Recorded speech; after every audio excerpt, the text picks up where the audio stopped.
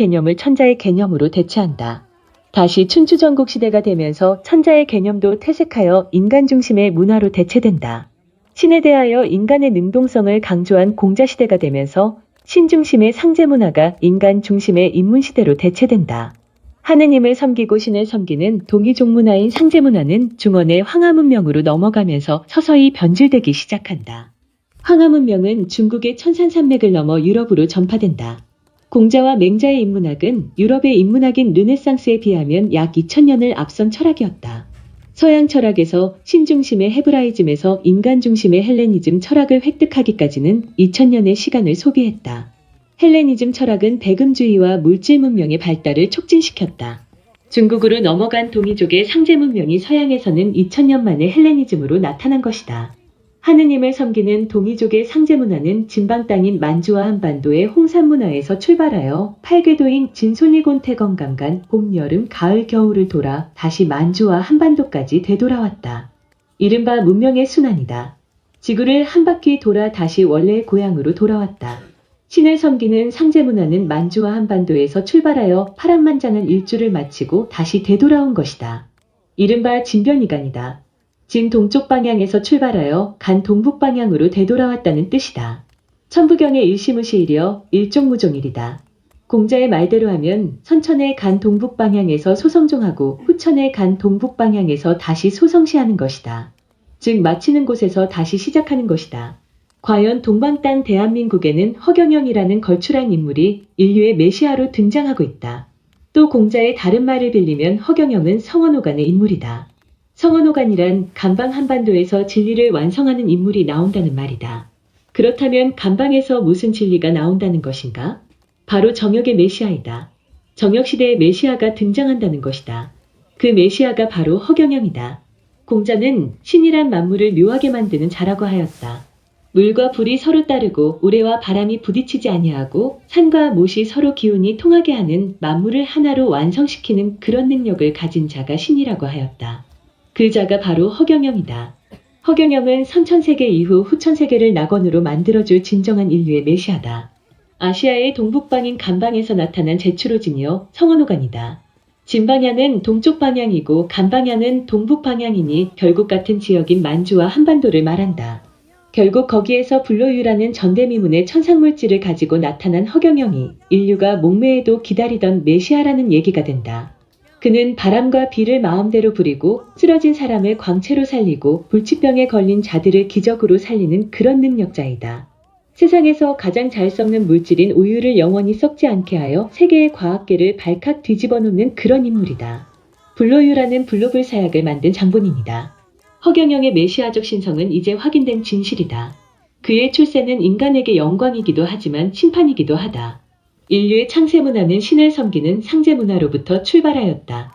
이제 우주는 정역의 새로운 주기를 맞아 원시반본의 이치에 따라 새로운 상제문화가 시작되었다. 그 새로운 출발점은 허경영으로부터이다. 허경영은 인류가 수천 년 동안 기다려온 바로 그 메시아가 확실하다. 2023년 11월 9일 북향 99배 하옵고 잘 봤죠? 저거는 약간의 통찰력으로 본 거죠. 저거는 관찰력으로 볼 수 없는 거죠. 안목이 아니죠. 여러분들은 안목이다, 단견이다. 여러분의 단견이 설사 정견이 됐다 하더라도 불교에서 말하는 정견, 바로 보는 눈을 가지면 통찰력이 생기죠. 그래서 통찰력은 정견이야. 바로 보는 눈을 가져야 돼. 그러면은 신인을 알아볼 수가 있는데 여러분이 그렇게 신인이 되지 않아도 알 수가 있단 말이야. 알겠죠? 여러분들이 미인이 아니라도 미인을 보면 어머 저 여자 미인이야. 미스 코리아 심사위원들이 미인이 있나 그게? 없죠? 그 사람들은 뭘로 미인을 보지? 자기의 안목으로, 자기의 통찰력으로 미인을 찾아낼 뿐이지 그들이 미인이 아니야. 맞아. 내가 어린아이의 얼굴을 그리려면 어린아이의 행동을 하고 어린아이의 마음을 가져야 돼. 맞아. 어른의 캠퍼스에다 어린애를 그릴 수가 없어. 어린애들이 가지고 있는 초등학생 도화지를 가져와야 돼. 그리고 어린애들의 쓰는 크레파스를 가져와야 돼. 그래가지고 어린애 옷을 입어야 돼. 그리고 어린애 마음으로 바꿔야 돼. 그때 어린애가 그려지는 거예요. 맞아. 근데 대학교 미대 나온 사람이 어린애 그림을 그릴 수 있나? 못 그래요. 아, 이건 그림이 아니야. 요래. 아, 맞아. 이건 추상화도 아니야. 이건 뭐 정물화도 아니야. 이건 인물화도 아니야. 이따구 소리가 앉아 있어요. 그래 안 그래? 근데 어린애는 그런 거 있나? 그냥 저 아버지 그려놨는데 개상망통하게 그려놔. 그죠? 어린애의 관찰 모습으로 그리는 거야. 그죠? 어린애가 볼 때는 아버지 목이 되게 길어 보여. 어린애는 키가 작으니까 아버지 보이는 게 모가지만 보여. 그러니까 아버지를 그릴 때 목을 길게 그려. 엄마도 목을 길게 그려. 밑에서 우리가 어릴 때 보면 어른들이 커 보이잖아. 그와 비슷하게 목을 확대해버려요. 아버지 어머니 목을 괴상하게 그리지. 근데 그게 재밌는 그림이야. 알겠죠? 그래서 자, 그래서 기산 호수하고 마장 호수를 한번 볼까? 우리 제2 하늘궁, 제3 하늘궁 한번 봅시다. 이제 이거는 시작 단계야.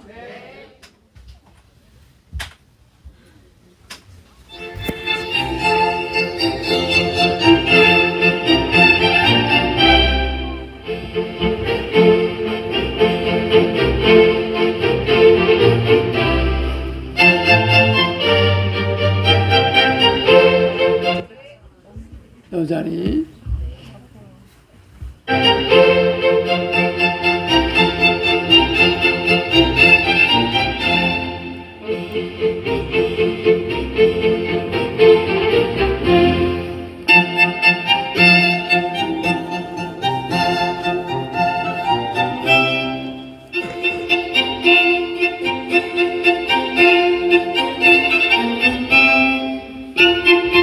여기 둘레길이 있죠?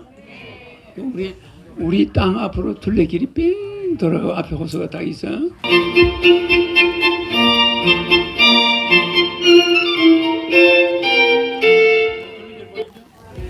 요게 오리야. 오리는 아직 안 보여. 그죠? 요 집은 헐어내고 나중에 새로 지어요. 옆에 있는 이 집을 헐어내고 새로 지어요. 옆에 있는 부르다처럼 하얀 색깔로. 그리고 여기는 물 있는 데까지 좀 비춰요. 이 경사진대는 물 있는 데까지 하얀 마루가 되는 거야. 그래서 건물들이 전부 하얗게 바닷가에 있듯이 쫙 올라가. 부르다도 잘 만들어 놨어요.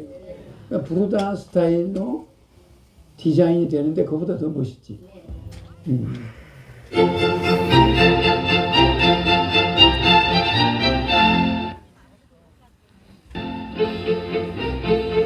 여기가 우리 땅이야. 이제 여기가 하늘궁이야. 이 하늘궁 넘어가. 그 넘어가 하늘궁이야.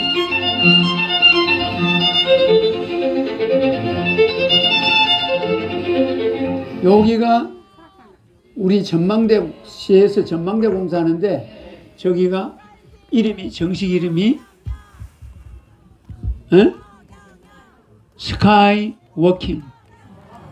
스카이워커. 그러니까 유리로 되어 가지고 위에 올라가서 걸으면서 사진을 찍을 수 있게. 근데 유리가 이렇게 세워져 있어 가지고 호수로 떨어지진 않아. 밑에는 유리고 옆에는 또 유리벽이 있어. 사진 찍기 좋게 그렇게 되어 있는데 그 하늘을 걷는다는 뜻이야. 스카이워커. 하늘을 걷는 그런 데를 만들어놔. 근데 떨어지진 않지. 유리 위니까. 그거를 가지고 저 마장호수하고 경쟁하겠다는 거야. 이건 양주시에서 공사하는 거야. 요게 내년 1월 달에 완성한대. 12월쯤에 완성한다고 그러는데 1월 달부터는 사용이 가능하대요. 지금 근데 요게 우리 땅이야. 요 소나무가 우리 땅이야. 우리 땅 모퉁이에다 딱 싣는 거야. 좋죠? 그러니까 거기서 사진 찍으면 우리 거하고 우리 옆에 뭐가 있어요? 부르다가 있다고. 부르다하고 다 흰 색깔들이야. 우리도 여 경사진 땅에 수평에 하얀 마루를 나무나 철골로 다 만들어. 그래서 호수를 내려다보게. 둘레길 옆으로 전부 이게 하얀 마루인데 그 하얀 마루에 하얀 테이블들이 수백 개가 놓이는 거예요. 한 천여 개가 쫙 호수가를 둘러싸고 그냥 의자 놓이면서 그게 수평이 되는 거야. 그럼 위에 건물들이 1층, 2층, 3층 막 이렇게 밑으로 계단으로 내려오겠죠. 부르다처럼. 그 내려서 밑에 마루가 제일 넓어 호수가에. 거기에 막 수많은 사람들이 마치 유람선 저 뭐냐 타이타닉호 같은 거 그 배 위에 앉아 있는 거 마냥 호수 위에서 떠 있는 거야 전부. 싹 그래가 노을을 바라보면서 호수가에서 노을을 보내는 거예요. 재밌었어. 재밌죠? 그러니까 거기에는 또 끄트머리는 유리가 돼가지고 호수로 떨어지지는 않아. 좋아 안 좋아? 뭐 그것도 굴러도 안 떨어져 호수가에는. 근데 바로 옆으로 둘레길로 들어가면 또 호수를 뱅뱅 돌 수 있어. 좋죠? 그러니까 여기가 우리 둘레길로 나가는 데가 여기야. 여기 보이죠? 둘레길 나가는 데가 있어. 여기가 둘레길 나가는 데. 우리 땅에서 둘레길로 열고 닫는 문이 있어 저기. 여기 있네. 여기 문이 여기 보이죠? 그걸로 하면 둘레길로 들어가. 또 둘레길에서 우리 땅으로 들어오고. 좋죠? 그래서 여기 있네. 여기 문이야. 좋죠? 그러니까 그 대신에 우리는 이게 흰 게 요만큼 올라가겠지. 둘레길이 아래쪽으로 내려가는 거예요. 그 위쪽으로 우리 테라스가 되는 거예요. 촤 재밌죠? 마치 타이타닉 배 갑판에서 바다를 내려다보는 것처럼. 멋있겠죠? 그 중에서 거기에 테이블이 하얀 바닥에 하얀 테이블이 한 천여 개가 쫙 놓여 있는 거야 호숫가에. 멋있지 않아? 거기에 우리 차를 팔아. 왜 저거 나중에 질 때까지는 찻집을 해야지. 그럼 우리는 그거 가서 그냥 우리 회원들도 사 먹긴 해야 되겠지. 그러니까 뭐 가서 안 먹어도 돼. 우리 회원들은 가서 그냥 그 앉아서 놀아도 되고. 좋죠? 재밌네. 그래 이렇게 놔두지 않는다는 거. 요거는 요런 잔잔한 나무는 베버리고 여기가 테라스가 되는 거야. 전부 테라스고 소나무만 놔둬. 소나무만 놔두고 나머지 나무는 다 없어지면서 여기서 여기까지가 전부 테라스야. 테라스 호수를 꽉 찌고 있는 거야. 좋아 안 좋아요? 그 뒤에는 흰 건물들이 1층, 2층, 3층 싹 여러 개가 저 부르다처럼 그렇게 돼 있는데 내 부르다 사장을 만났는데 옛날에 36살이야. 그래서 내가 제일 먼저 물은 게 장가 갔냐 물어봤더니 장가를 갔대. 그걸로서 점수가 50% 깎이는 거야. 왜? 관심이 줄어드는 거야. 장가 안 갔다 그러면 좋은 사람을 소개하면 되잖아요. 그런데 저런 게 이게 부르다인데 여러 개가 있대요. 서울 시내도 있고 한 10군데 가지고 있는가 봐. 근데 이 사람이 여기 번쩍 시내 매점에 번쩍 뭐 이렇게 다닌대 하루 종일. 한 10개를 가지고 있는데 호숫가에 이게 되게 좋대. 이게 부르다야. 저렇게 지나면 좋겠지? 쫙 짓고 테라스 한번 비춰봐요. 테라스. 밑에 테라스. 내려가면 바닥. 바닥이 또 커피숍이야. 쭉 비춰봐. 이 건물이고, 건물이 아니죠. 이 커피숍이죠. 우리는 이 바닥을 흰 색깔 해가지고 흰 테이블을 쫙 깔았다는 거야. 이쪽이 호수예요. 좀 더 비춰봐 이거. 이렇게 돼 있죠. 요게 부로다야. 그러면 요게 우리 거야. 요게 부로다하고 경계선이죠. 이제 우리 땅이잖아. 여기다 공사하고 있어. 알겠죠? 그러니까 부르다가 이렇게 이 바닥이 희죠. 그래 부르다 해놨죠. 이렇게 하는데 우리는 요게 이렇게 안 하고 여기가 더 높아지는 거야. 약간. 그래서 테라스가 되는 거예요. 마치 배를 타고 있는 같은 느낌이 들게. 재밌잖아? 배가 호수 위에 떠서 가는 것처럼 느낌이. 재밌잖아요. 그 느낌이 멋있지? 크루저 위에 있는 것 같아. 여기 요렇게 마치 크루저 위에 있는 것처럼 이렇게 하겠다는 거야. 이거는 부르다야. 이거 부르다 마루야. 부르다 이렇게 해놨죠, 그죠? 그래 유리 해놨죠. 이렇게 유리 해놓으면 떨어지지 않아. 이게 부르다도 끄트머리 이렇게 해놨어. 유리 해놨죠, 그죠?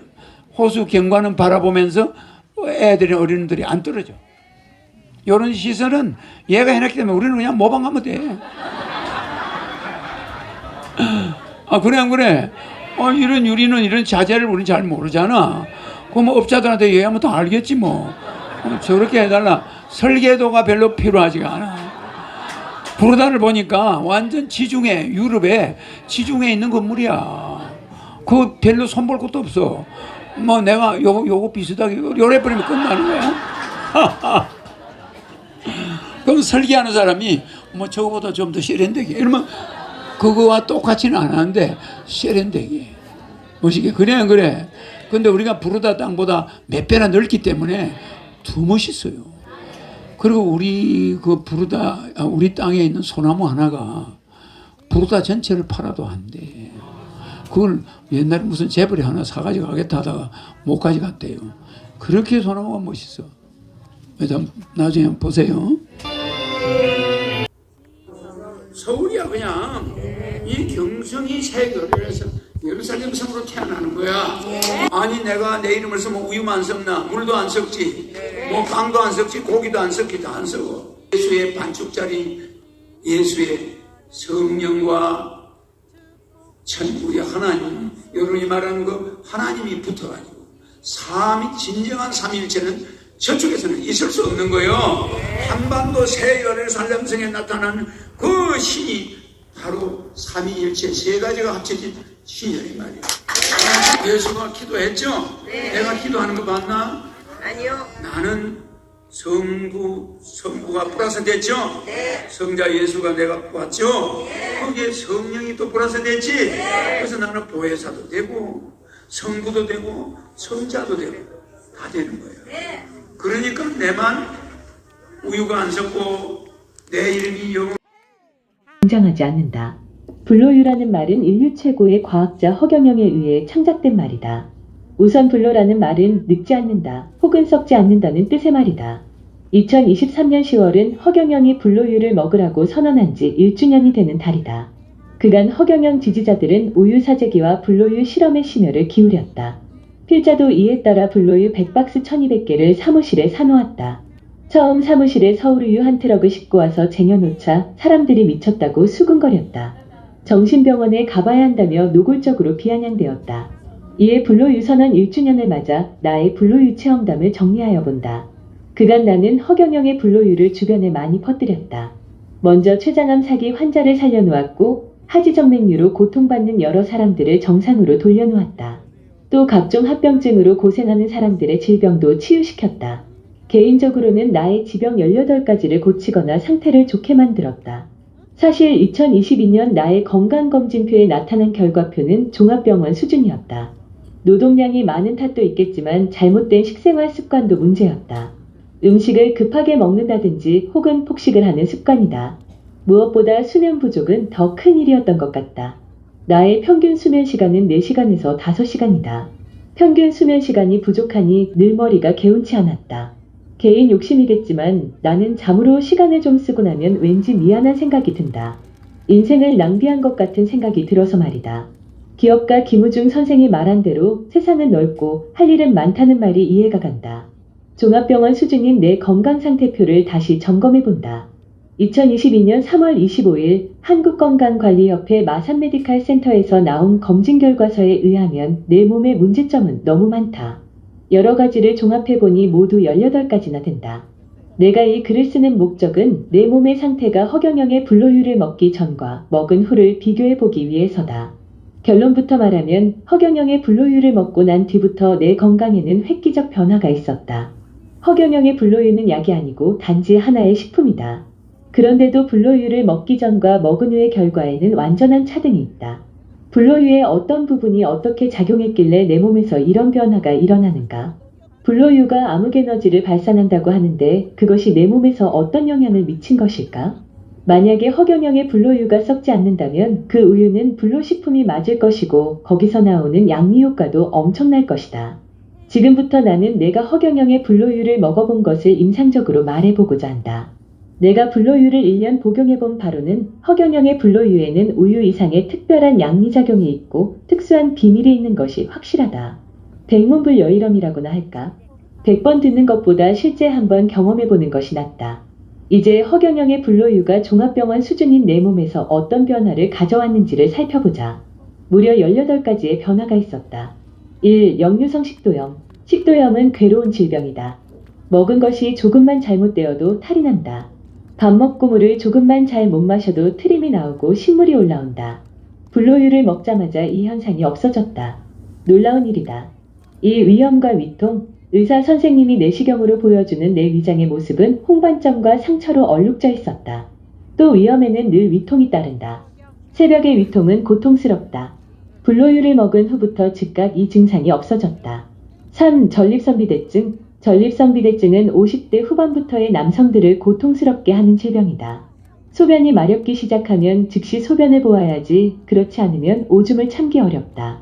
허경영의 불로유 덕으로 많이 완화되었다. 4. 고혈압. 나는 평소에 머리가 띵하거나 얼굴이 확 달아오르는 현상이 있었는데 메디칼 센터에서 검사한 결과 고혈압이었다. 허경영의 불로유를 복용하고 난 뒤부터 그런 홍조 현상이 없어지고 머리가 가볍다. 5. 당뇨. 나는 오랫동안 당뇨병을 앓아왔다. 식전 혈당 수치가 200 근처였는데 요즘에는 110 근처까지 떨어졌다. 꾸준한 식이요법과 허경영의 불로유 덕분이다. 이제는 당뇨약을 끊었다. 그런데도 별다른 이상은 없다.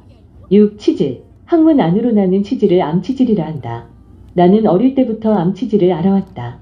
대변을 보고 나면 늘 대변에서 피가 흘러나왔다. 그런데 허경영의 불로유를 먹기 시작하자 피가 멎었다. 참 희한한 일이다. 7. 무좀. 나는 무좀으로 무더니도 고생했다. 발냄새도 심했다. 한센병, 문둥병 환자들이 쓰는 약까지 먹고 바르고 해봤으나 그때뿐이었다. 그런데 허경영의 불로유를 먹고 바르고 난 뒤부터 80% 정도 치유되었다. 8. 피부 습진. 나는 해마다 봄과 가을만 되면 손발 껍질이 흉하게 벗겨지는 습진 때문에 고통을 당해왔다. 남 앞에 손발을 내놓지 못할 정도였다. 그런데 허경영의 불로유 복용한 이후 100% 나아버렸다. 9. 비누 알레르기. 꽃가루 알레르기를 앓는 사람은 덜어보았다. 그런데 나처럼 비누 알레르기를 앓는 사람은 보지 못했다. 나는 목욕탕에서 늘 비누 없는 목욕을 해왔다. 그런데 불로유 복용 후 100% 나아버렸다. 10. 수족냉증. 수족냉증이란 손발의 시림을 말한다. 손발의 말초에까지 혈액이 원활하게 순환되지 않는다는 뜻이다. 나는 수족냉증 때문에 겨울을 좋아하지 않았다.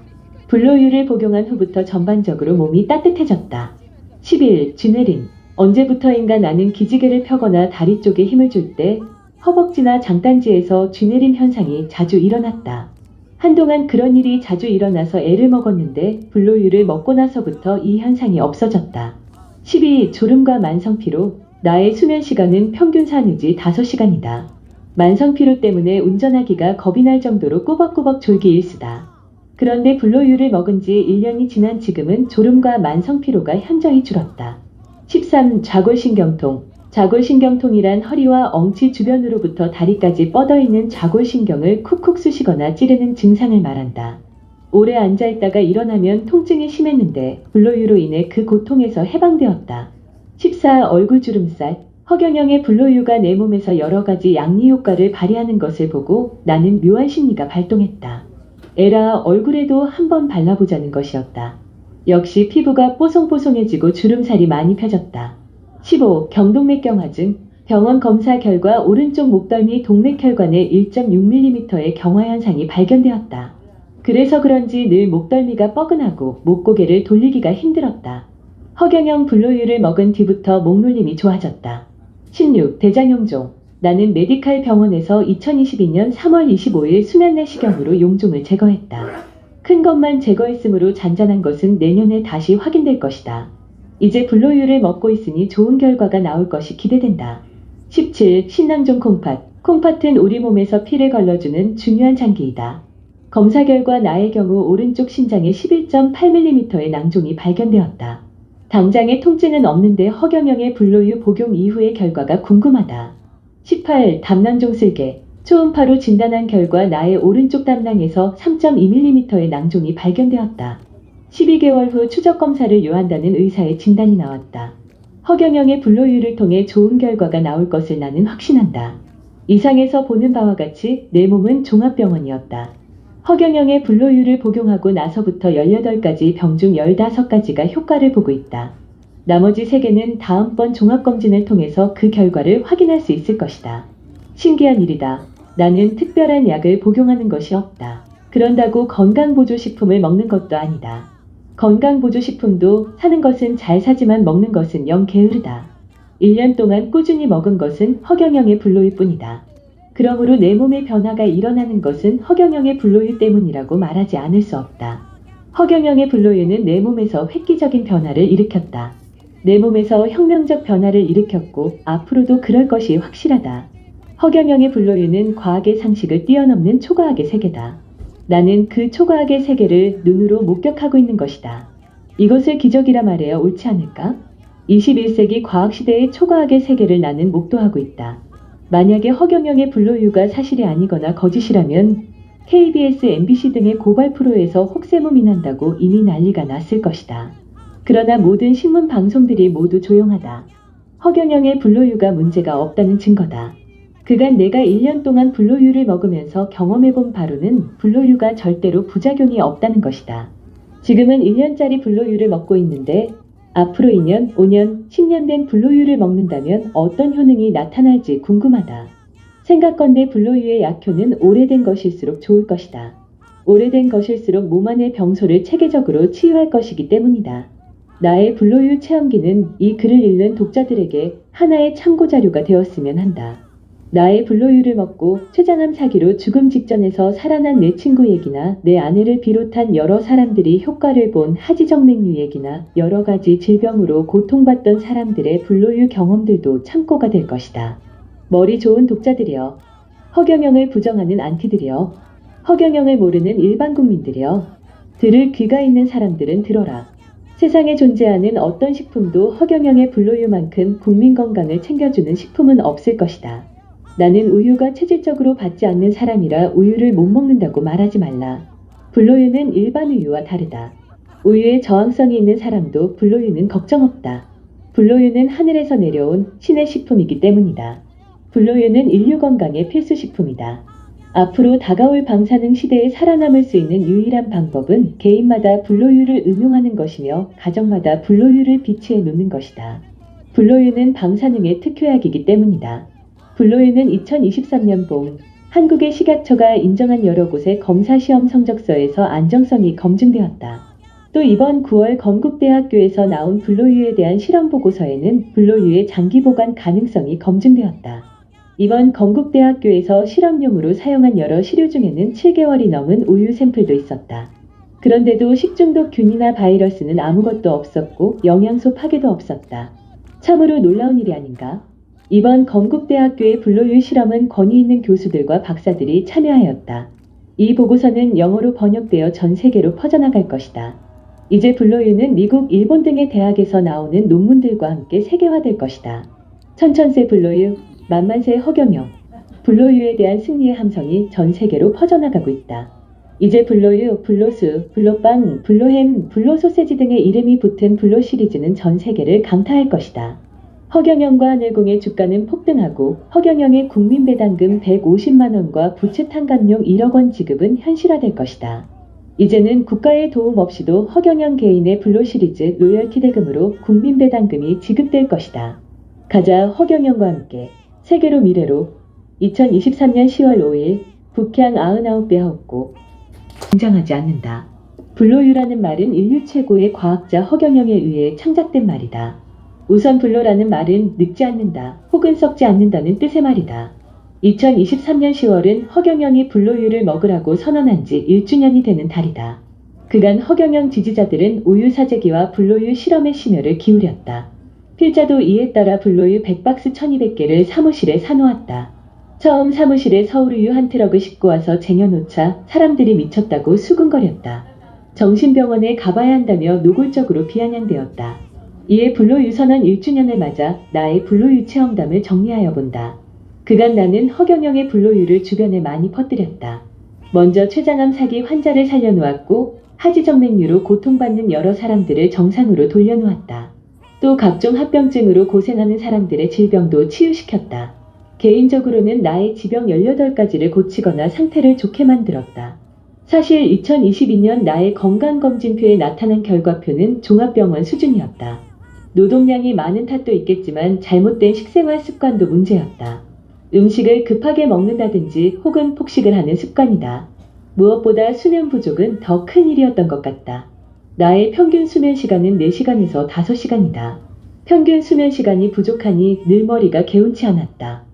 개인 욕심이겠지만 나는 잠으로 시간을 좀 쓰고 나면 왠지 미안한 생각이 든다. 인생을 낭비한 것 같은 생각이 들어서 말이다. 기업가 김우중 선생이 말한 대로 세상은 넓고 할 일은 많다는 말이 이해가 간다. 종합병원 수준인 내 건강상태표를 다시 점검해본다.